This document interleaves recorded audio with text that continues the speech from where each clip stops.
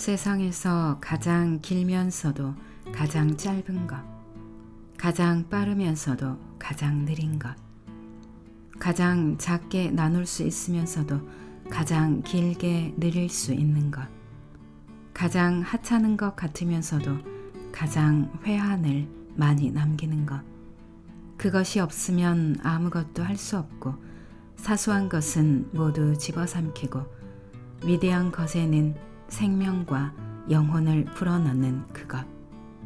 그것은 무엇일까요? 안녕하세요. 여러분의 삶이 눈부시게 빛나길 바라는 루나펄스입니다. 오늘 소개해 드릴 책은 소설인데요. 제1회 자음과 모음 청소년 문학상 수상작입니다. 제목은 시간을 파는 상점입니다.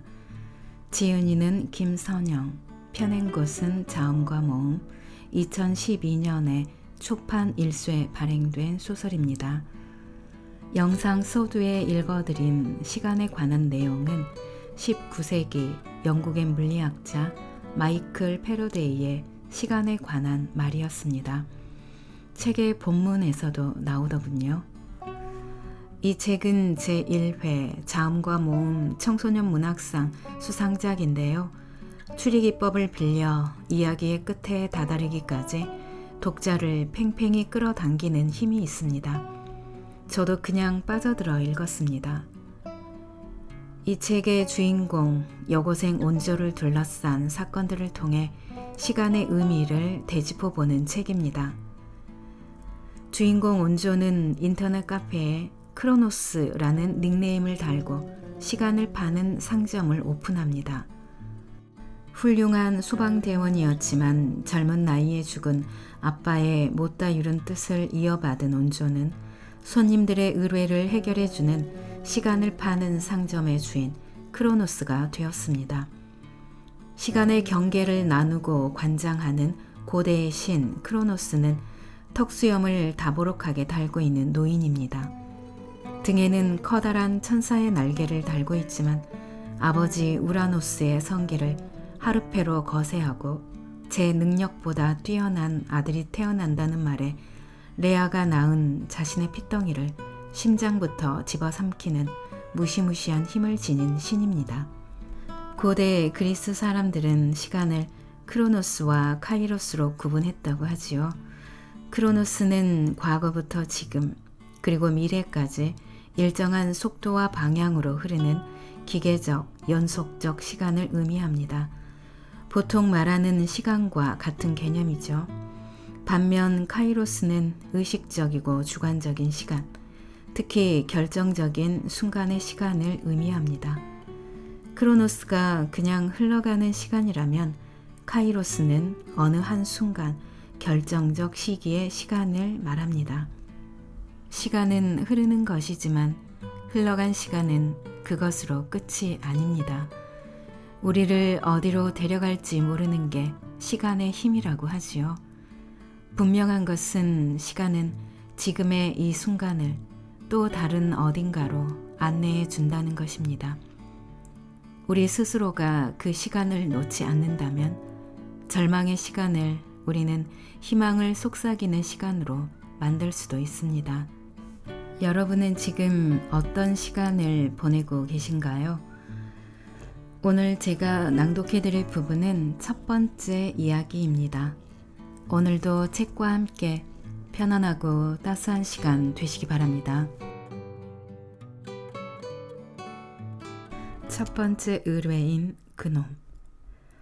사물함이 있는 복도에 들어서자 온조의 심장은 사정없이 두근거렸다. 거짓말일지도 모른다. 장난일지도 모른다. 사물함에 다가갈수록 심장이 터질 것처럼 부풀어 올랐다. 사물함의 자물쇠는 정자세로 고추서 있다. 전기가 훑고 지나가는 것처럼 머리칼이 쭈뼛 일어섰다. 분명 그놈이 단단히 잠가놓은 것이다. 온조는 평소에 사물함을 잠가놓지 않는다. 자물쇠만 걸어놓고 번호를 돌려놓지 않는 경우가 대부분이다. 매번 번호 맞춰 따는 게 성가시기 때문이다. 이게 다 게으른 탓에 낚인 일이다. 잠겨있는 폼이 사물함에 제법 굵직한 비밀이 담겨있는 것처럼 보였다. 에이, 설마. 온조는 자물쇠 번호를 맞추며 차라리 의뢰인의 장난이었으면 좋겠다는 생각을 했다. 장난이라면 통장에 돈이 입금될 리가 없다. 분명 내 곁에라는 아이디가 통장에 찍혔고 그 옆에 위험 부담 비용까지 더 얹은 금액이 입금되지 않았던가. 번호를 맞추자 자물쇠 열리는 소리가 났다. 온조는 숨을 고르느라 잠시 멈칫했다. 눈을 감고 하나, 둘, 셋을 헤아렸다. 제발 아무것도 없기를. 세상에. 구기박 질러놓은 체육복 바지 아래 삐죽이 나와 있는 저것은 분명 최신형 PMP다. 어쩌면 좋아. 온조는 누가 볼세라 엉겹결에 사물함 문을 쾅 닫아버렸다. 야, 백원조. 사물함에 뱀이라도 있냐? 화장실을 다녀오던 홍난주가 봤다. 안 되는데 난 뭘 해도 이렇게 티가 나냐? 온조는 등으로 사물함 문을 기대 눌렀다. 마치 아나콘다 한 마리가 무시무시한 힘으로 밀고 나오기라도 할 것처럼 온몸으로 저지했다. 아, 아니야. 영어 보충 교재를 또 집에 놓고 왔네. 사물함에 있는 줄 알고 안 챙겼더니. 그걸 가지고 뭘 그렇게 사색이 되시나? 옆방 가서 빌려오면 될걸. 내가 빌려다 드릴까나, 백조공주? 난주가 놀림 반 진담 반으로 물었다. 그래, 지체 말고 다녀오너라. 한눈 팔면 죽느니라. 온조는 어스레를 떨며 난주의 말투에 맞춰 답했다. 으이구 콱 이걸 그냥. 난주는 온조의 머리를 쥐어박는 신용을 하며 사물함 복도를 빠져나갔다. 온조는 얼른 뒤돌아서 사물함에 다시 자물쇠를 채웠다. 자칫하다간 도둑으로 몰릴 수 있는 일이다. 아니, 지금이 딱 도둑이다. 작물 소지만큼 도둑이라는 명확한 증거는 없다. 그래서 의뢰가 들어왔을 때 간곡하게 거절하지 않았던가. 크로노스, 내 곁에님, 이 일은 제가 해드릴 수 있는 일이 아닌 것 같습니다. 더군다나 훔친 물건을 제자리에 갖다 놓는 거라면 너무나 위험하며 자칫 잘못하다간 님은 물론 저도 위험해질 수 있습니다. 내 곁에. 생각보다 실망인데요. 제가 찾던 멋진 곳을 발견한 것 같아 무척 기뻐했는데 기대 이하인데요. 크로노스, 손님이 의뢰하신 이 일은 사실 제겐 첫 번째 일입니다. 이렇게 난감한 일이 있으리라고는 미처 생각하지 못했습니다. 제 상점이 이렇게 불어난 일에 쓰인다면 정 카페를 폐쇄하겠습니다. 제 의도는 카페 대문에도 밝혀놓았듯이 사람들에게 도움이 되고 제가 그 일을 함으로써 저에게도 금전적인 도움은 물론 정신적 보람까지 얻고자 한 것입니다. 이 세 가지가 온전히 성립되지 않는다면 저는 절대 행동하지 않을 겁니다. 내 곁에. 주인의 상도덕이 아주 마음에 드는데요. 그렇다면 이 일은 확실히 이 상점의 목적과 취지에 딱 맞는 일인데요. 저를 도와줄 수밖에 없겠는데요. 아니, 꼭 이 일을 할 수밖에 없을 겁니다. 크로노스, 납득이 가지 않는군요. 내 곁에. 이렇게 쪽지로 왔다 갔다 하기에는 사연이 깁니다. 그 이야기는 제가 메일로 보내드리죠. 아, 한 가지. 오해가 있는 것 같은데 그 물건은 제가 훔친 게 아닙니다. 뭐 믿거나 말거나 듣는 사람 마음이지만 어쨌든 저는 이 일에 발을 들여놓았고 그에 대한 책임도 있습니다. 이젠 크로노스님과 나 이미 비밀의 일부를 알았으니 둘 다 무관하지 않다는 건 확실합니다. 주인장도 이 일로부터 이제 자유로울 수 없다는 걸 누구보다 잘 알겠죠. 이 정도 가게를 인터넷에 오픈할 정도면 그만큼 세상을 읽을 줄 안다는 뜻일 테니까요. 크로노스, 이보시오 손님. 지금 그걸 협박이라고 하시는 겁니까? 전 아무것도 아는 게 없습니다. 괜히 끌어들이지 마세요. 그리고 누가 훔쳤든 그건 관심 없습니다. 어쨌든 이 일은 맞지 않겠습니다. 내 곁에 흥분을 가라앉히시고 성급하게 결론 내리지 마세요. 곧 메일을 보내겠습니다. 보시면 다시 생각하게 될 겁니다. 그렇게 내 곁에는 사라졌다. 공짜는 없다더니 엄마 말이 딱 맞다. 세상에 쉬운 일이 어디 있을까마는 이렇게 처음 들어온 일이 발목을 잡고 난감하게 할 줄은 몰랐다. 놈에게 메일이 온 건 그 다음 날 바로 어젯밤이었다. 우선 이 일을 의뢰할 수 있는 곳이 생겨 정말 고맙게 생각합니다. 저는 그만큼 이 상점을 믿으며 상점의 주인장을 믿습니다. 제 믿음의 3분의 1이라도 주인장님이 갖고 있다면 제 진심이 전해지리라 믿습니다. 1년 전 일입니다. 벌써 잊혀지고 있는 일이지만 전 친구 하나를 잃었습니다. 그것도 제 눈앞에서 죽어가는 것을 지켜봐야 했습니다. 주인장도 알겠군요. 친구와 나, 주인장 모두 같은 학교니까요. 그날 아침을 다시 떠올리고 싶지 않지만 주인장을 설득해야 하니 어쩔 수 없군요. 평범한 하루의 시작이었습니다. 우리 생활이 알다시피 어제와 다를 바 없는 일상의 연속이지 않습니까? 막 교문으로 들어서는데 학교 옥상 난간에 누가 서 있더군요. 서 있는 건 잠깐이었습니다. 아주 쉽게 마치 아래에서 무언가 부드럽게 잡아당기는 것처럼 양팔을 벌리고 가볍게 떨어졌어요. 보란 듯이 말이에요. 전교생이 보는 앞에서 그것도 등교 시간에 맞춰서 말입니다. 아이들이 까맣게 달려들자 선생들은 아이들을 교실로 들여보내느라 진땀을 빼더군요. 누군가 119에 신고하려 하자 선생 중 한 명은 밖으로 알려지면 시끄럽다며 신고도 못하게 했습니다. 아이들은 어이가 없어서 선생을 향해 야유를 보내며 휴대폰 카메라를 들이대기도 하고 몇몇은 토악질을 하기 시작했어요.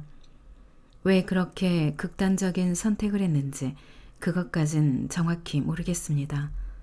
어떤 흔적도 남기지 않았으니까요. 친구의 마지막 모습은 지워지지 않는 악몽이 되어 저를 괴롭혔습니다. 지금도 그 화단 앞을 지날 때면 그때의 모습이 고스란히 재생되곤 합니다. 죽은 친구는 전날 mp3를 훔쳤고 야자 시간에 바로 들통이 나고 말았어요. 그 사실을 안 담임은 내일 보자는 말로 유예를 시켜버렸죠. 친구를 죽음으로 몰고 간 건 밤사이 시간이었어요. 차라리 그 자리에서 매를 맞거나 벌을 받았다면 친구는 아직도 제 곁에 살아있을지도 모릅니다. 내일 보자는 그 말은 어떠한 협박보다 더한 폭력이 된 거죠. 그 밤이 얼마나 길었을까요? 이것이 그 친구가 죽음을 선택한 이유 중 일부라고 생각합니다. 더 복합적인 이유가 분명 있을 거라 생각합니다. 그렇지만 모두 덮어버렸습니다. 학교도 가족들도 mp3를 잃어버린 아이는 바로 전학을 갔고 내일 보자고 말한 담임도 어느 날 보이지 않더군요. 전 친구에게 뭔가 참을 수 없는 분노가 있었다고 생각합니다. 무언가 일을 저지르지 않으면 폭발할 수밖에 없는 발화 지점 말입니다. 저도 가끔 그럴 때가 있거든요. 숨 쉬는 것조차 버거울 때, 살아있는 것이 오히려 견딜 수 없을 때, 그럴 때는 뭔가 자극적인 것이 필요하거든요. 엊그제 우리 반에서 이와 같은 일이 또 벌어졌습니다. 훔친 아이와 잃어버린 아이, 그리고 물품의 종류가 바뀐 것 뿐이죠. 난 재수없게 그 사건이 벌어지는 순간을 목격하고 말았죠. 속이 좋지 않아 저녁 급식을 하지 않고 교실로 들어서는 순간 하필이면 그때 PMP를 손에 넣는 반 친구를 보게 되었습니다. 설마 했지만 저녁 급식이 끝나고 야자가 시작될 무렵 최신형 PMP를 잃어버린 아이는 난리를 쳤고 담임은 몸서리를 쳤습니다. 훔친 아이는 어떠한 징후도 보이지 않던 아주 모범적인 아이였습니다. 작년에 그 친구처럼 말입니다. 그 아이의 얼굴을 바라보자 작년의 일이 오버랩 되더군요. 모두 다 할 수만 있다면 모른 척 그냥 넘어가고 싶었을 겁니다. 교실 안에서 도난 사건이 일어나면 누구나 옥상에서 떨어져 죽은 그 친구를 떠올리며 겁에 질리곤 했으니까요. 잃어버린 아이도 반 친구들도 모두 사색이 되어 마치 살인죄라도 저지른 사람들 같았어요. 아, 그 숨막히는 정적, 질식할 것 같은 분위기, 누구나 다 용의자이며 피해자였습니다. 반 아이들은 신경이 예민해져 눈길을 피하기만 해도 그놈을 당장 범인이라고 몰아붙일 기세였습니다. 교실에는 온통 의심의 눈초리가 떠다녔습니다. 그날 급식을 하지 않은 사람은 그 아이와 저 둘뿐이었습니다. 이 일을 빨리 원점으로 돌려야 한다고 생각했습니다. 모든 걸 알고 있는 제가 해결할 수밖에 없다는 결론이 나더군요. 땅바닥으로 곤두박질 친 짝의 마지막 모습이 눈앞에서 떠나지 않았습니다. 두 번 다시 그 아득한 절망감과 맞닥뜨리고 싶지 않았어요. 문제의 PMP를 제 손에 넣어야 한다고 생각했습니다. 모르겠어요. 저도 그 순간에 왜 그런 생각을 했는지. 아무도 눈치채지 못하는 사이에 일을 해치워야 했어요. 쉬는 시간, 어떤 신호처럼 그 아이 자리가 비어있을 때 일을 저지르고 말았습니다. 그 아이 가방 속에서 PMP를 꺼내 곧바로 복도로 나갔습니다. 쉬는 시간 10분은 시간을 거슬러 올라 나를 아득한 곳으로 데려가는 듯 했습니다.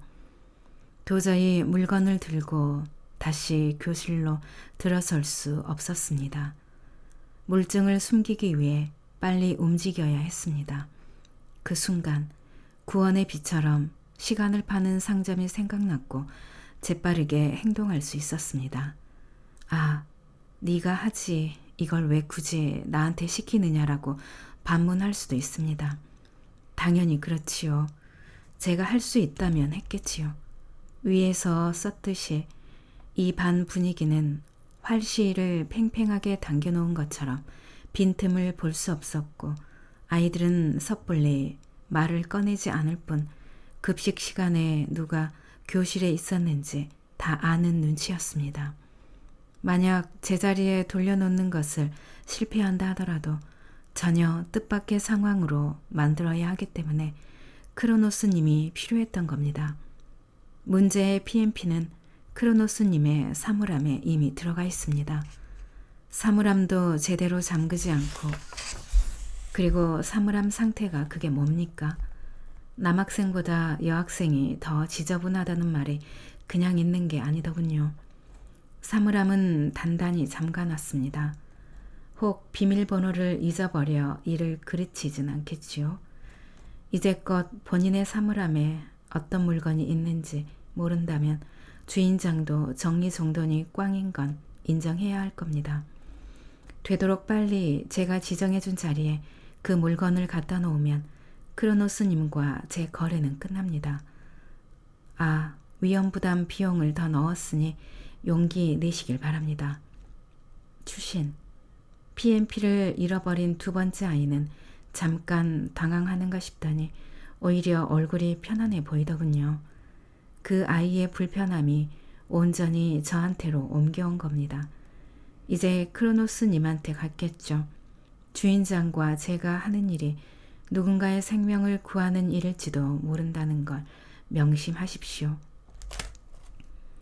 하필 처음 의뢰받은 일이 작물을 제자리에 갖다 놓는 거라니 온조는 얼굴을 두 손으로 감쌌다. 여전히 심장은 터질 것처럼 쿵쾅거리고 얼굴은 벌겋게 달아올랐다. 이 정도 가지고 벌벌거리면 앞으로 어떤 일을 해낼 수 있을 것인가. 하다가도 한편으로는 무슨 생각으로 이렇게 강큰 일을 벌인 건지 후회가 막급이었다. 이 생각 저 생각으로 머릿속이 뒤죽박죽이었다. 이 일을 계속해야 할지 아님 그만두어야 할지 그러다 체육복 아래 삐죽 나와 반짝거리던 PMP가 떠오르면 전기라도 먹은 양 생각이 멈춰버렸다. 미쳤어. 내가 돈 거야. 그래도 그렇지 어떻게 허락도 없이 일을 제 마음대로 처리해. 나보고 어쩌라고. 나쁜 놈. 온조는 두 주먹을 꼭 그어쥐었다. 어쨌든 이 일은 처리해야 한다. 이미 선택권은 없다. 온조는 머리를 벅벅 긁다가 책상 위에 엎드렸다. 백조공주 생리하냐? 왜 그래? 넉나간 사람처럼. 난주가 온조의 등을 쓰다듬듯 두들기며 말했다. 아니야. 어젯밤 잠을 못 자서 그래. 온조는 부스스하게 눈을 뜨며 말했다. 정말로 어젯밤 한숨도 못 잤다. 바로 그놈 때문이다. 내 곁에 메일을 읽어 내려갈수록 숨소리가 거칠어졌다. 소설도 이렇게 재미있게 쓸 수는 없을 것이다. 메일의 거의 마지막 부분, 문제의 물건이 이미 온조의 사물함에 들어가 있다는 말에는 허걱, 그만 숨이 멎는 줄 알았다. 온조는 난주를 물끄러미 바라보며 생각했다. 난주한테 얘기해볼까? 이럴 때 난주는 훨씬 더 쉬운 방법을 찾아낼 수 있을지도 모르는데 안 돼. 이건 계약 위반이야. 이 일의 첫 번째 조건은 의뢰인의 신분이나 사연은 철저히 비밀에 붙이는 거야. 만약 일이 잘못되어 새어나가면 끝장이라는 생각이 들었다. 온조는 의뢰인의 신상을 전혀 모르지만 의뢰인은 온조의 신상을 세세하게 한다. 시간을 파는 상점에는 온조의 얼굴과 신상이 자세하게 공개되어 있다. 아, 그래. 그놈한테 도로 갖다 주는 거야. 물건을 갖다 놓아야 할 곳이 7반이라고 했으니 이과 남학생 반에 35명 중 1명일 거야. 그렇지만 어떤 놈이 그놈인 줄 알아. 마음속에 잠시 생기가 도는 듯했다. 그렇게 되면 받은 돈을 도로 돌려줘야 할 판이다. 어쩌면 상점의 문을 닫아야 할지도 모른다. 꿈의 아르바이트가 순식간에 날아가는 것이다. 지난 겨울방학 때 알바 자리를 찾느라 쏟은 에너지를 생각하면 다소 억울한 점도 있지만 계속하여 이와 같은 일이 벌어진다면 감당할 자신이 없었다. 앞으로도 일을 맡아 처리할 수 있을지 처음 상점을 열 때의 패기는 눈 씻고 찾아볼 수도 없었다. 이렇게 되면 그놈이 누구인지 밝혀내는 일이 물건을 제자리에 갖다 놓는 것보다 훨씬 오래 걸리겠다는 생각이 들었다. 온조는 다시 머리를 벅벅 긁어댔다. 아, 어쩌면 좋아. 시간은 없는데. 온조는 문제의 PMP가 들어있는 사물함을 뚫어져라 바라보았다. 온조의 사물함만 크게 돌출되어 보였다. 자물쇠가 잠겨있나 다시 확인했다. 온조는 자물쇠에서 굳은 동지감 같은 것을 느꼈다. 점심시간에 온조는 7방 교실로 향했다. 아무래도 사전 답사를 해야 일을 해낼 수 있을 것 같았다. 또 가슴이 두방망이질 쳤다. 대체 이놈의 심장은 어떻게 된 건지 눈길만 주어도 오버 작동을 하니 환장할 노릇이다. 분수 없이 펌프질 해대는 심장 소리를 누군가 꼭 들을 것만 같았다. 이래가지고 뭔 일을 하겠다는 건지 그 많은 알바의 우여곡절을 겪었음에도 이 일만은 자신이 없었다. 본인이 도둑질한 것도 아니고 잘못된 일을 원점으로 돌려놓는 일이라고 아무리 되뇌어도 여전히 자신감은 바람 빠진 풍선처럼 쪼그라들기 바빴다. 물건을 놓아둘 자리는 2학년 7반 교단에서 바라볼 때 왼쪽에서 세 번째 줄 네 번째 칸이라고 했다. 온조는 창문 너머로 그 자리를 가늠해 보았다. 야, 백조공주, 넌 같이 가잔 말도 없이 나가냐? 난주가 온조의 등짝을 후려치며 말했다. 온조는 눈앞이 아찔했다. 심장이 멎는 줄 알았다. 모든 것을 난주에게 들켰다는 착각이 들기도 했다. 뭐야, 홍난주, 심장 떨어지는 줄 알았잖아. 온조는 가슴을 감싸 안으며 그 자리에 주저앉았다. 너 뭔가 심상치 않다, 오늘. 여기는 금요 구역인데 뭐하러 이쪽으로 오냐? 너 벌써 들은 것 아니야? 뭘 들어? 온조는 화들짝 놀라며 되물었다. 왜 이래? 말까지 더듬고. 너 정말 뭔가 수상해. 나한테 비밀 없다며 뭐니? 저 촉수 예민한 홍난주를 어쩌면 좋단 말인가. 달리기도 느리고 공부도 느리고 밥 먹는 것도 느린 홍난주는 아무튼 촉수 하나는 알아주어야 한다. 근데 뭘 들었단 얘기야? 우리 반 일본어 선택한 아이들과 7반이랑 합반이래. 7반이라는 말에 온조의 귀는 토끼 귀처럼 커졌다. 순간적으로 머릿속에 강한 볼트의 전기가 지나가는 짜릿함도 있었다. 하늘이 무너져도 솟아날 구멍이 있고 하늘은 스스로 돕는 자를 돕는다고 했던가. 역시 하느님은 여지를 주시는 인자한 분이셨다. 온조는 온갖 말을 끌어다 붙여 감사함을 표하고 싶었다. 7반 프랑스어 선택한 아이들이 우리 반으로 오고 우리 반 일본어 선택한 아이들이 7반으로 가는 거란다. 야, 신나지 않냐? 7반에 내가 찜한 애가 있단 말이야. 제발 그 아이도 일본어 선택했기를 빌어야지.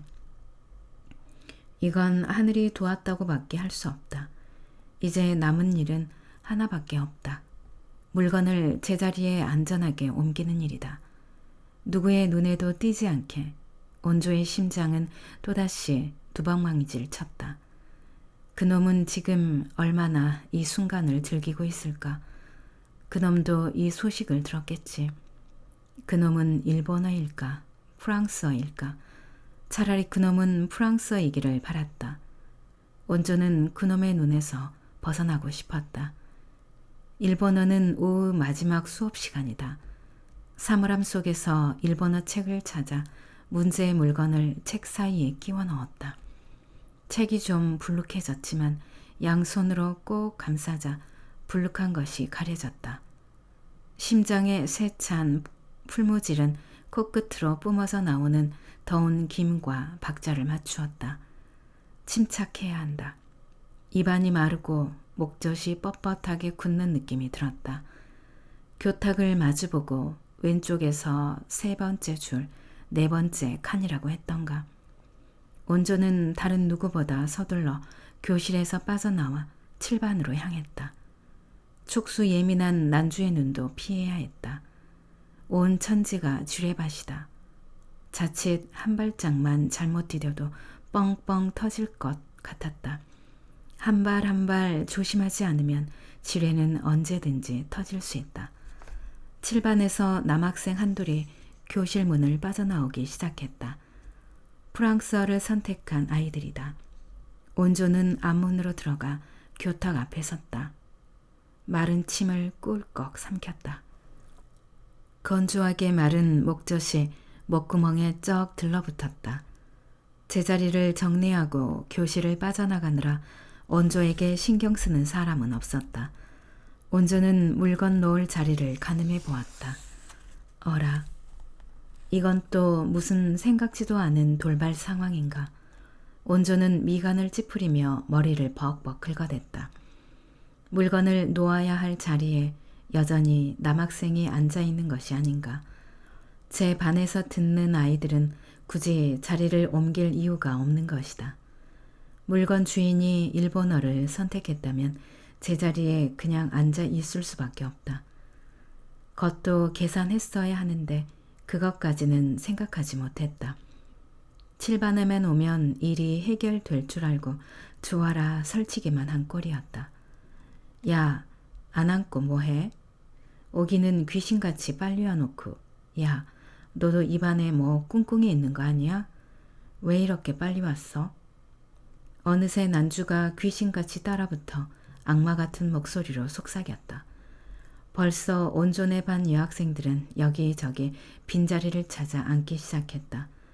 온존은 난주의 옆자리에 필통을 슬쩍 던져놓았다. 일단 자리라도 찜해 놔야 한다. 물건을 잡고 있는 두 손에 땀이 흥건했다. 일본어 책이 퉁퉁 불어 흐들흐들 풀어져 문제의 PMP만 백골처럼 드러날 것 같았다. 자리를 정리하느라 꼼지락대는 물건 주인에게 차마 눈길을 거두지 못한 채 계속 쳐다보고만 있었다. 거의 다 된 일인데 저 자리만 잠깐 점령하면 임무 완수인데 온전은 속이 바짝바짝 타들어갔다. 입술에 아무리 침을 발라도 금세 뻣뻣해졌다. 손끝에 하도 힘을 주어서 피가 통하지 않는 것 같았다. 손톱 밑이 아렸다. 드디어 물건 주인이 움직였다. 자식, 그럼 그렇지. 저 아이는 프랑스어다. 물건 주인은 뭐가 그리 챙길 게 많은지 느릿느릿 자리를 빠져나와 교실 문을 나섰다. 물건을 한 번 잃어버린 아이들은 병적으로 제 물건을 챙기는 버릇이 있다. 저 아이도 아마 엊그제 잃어버린 문제의 물건 때문에 히스테릭하게 제 물건을 챙길 것이다. 온조는 난주를 살폈다. 난주의 레이더에서 벗어나려면 여간 조심해서 될 일이 아니다. 난주는 벌써 넋이 나간 표정이다. 찜한 남자애가 이 공간에 있다는 얘기다. 잘된 일이다. 문제의 자리는 지금 비어있다. 온조는 그 앞에 앉아있는 희영이를 부르며 슬쩍 문제의 자리에 걸터 앉았다. 책상 서랍 속에 일본어 책을 넣으며 부드럽게 PMP를 털어냈다. 물건은 서랍 안쪽으로 스르륵 미끄러져 들어가 안착했다. 공중으로 몸이 붕 뜬 것처럼 가붓해졌다. 기쁨의 비명소리를 지르며 만세라도 부르고 싶었지만 빨리 이 자리를 벗어나야 한다는 생각이 먼저 들었다. 그렇지 않으면 용의선상에 오를 수 있기 때문이다. 합반 이후에 물건이 돌아왔다는 것을 알면 반드시 이 자리에 앉은 사람을 의심할 것이다. 양심의 가책에 못 이겨 제자리에 갖다 놓는 설익은 도둑이라는 불똥이 온전의 반으로 튈 수도 있는 일이며 그 자리에 앉은 사람이 누구냐며 수사망을 좁혀올 수도 있기 때문이다. 온조는 오늘 자신의 상태로 봐서 용의자로 몰린다면 그만 죄다 불어버릴 것만 같았다. 생각만 해도 끔찍했다. 온조는 난주의 옆자리로 재빨리 옮겨 앉으며 난주를 꼭 끌어안았다. 얘가 왜 이래 징그럽게. 난 남자 좋아한단 말이야. 온조야, 저기 쟤 보이지? 쟤야. 내가 찍은 애야. 이건 하늘이 준 운명 같은 거야. 쟤도 일본어 선택했잖아. 난 이제 일본어 시간만 기다리며 살 거야. 제법 곱상하게 생겼다. 뽀얀 얼굴에 짙은 눈썹. 어딘가 신비감이 드는 깊은 눈을 가진 아이였다. 난주가 찜할 만한 얼굴이다. 곱상하게 생긴 남자아이도 옆에서 달뜬 얼굴로 그 아이를 바라보는 난주도 온조의 눈에는 무척이나 예쁘게 보였다. 낭독은 여기까지입니다. 여러분의 구독과 좋아요, 댓글은 저에게 큰 힘이 되는 거 아시죠? 오늘도 끝까지 들어주셔서 감사합니다.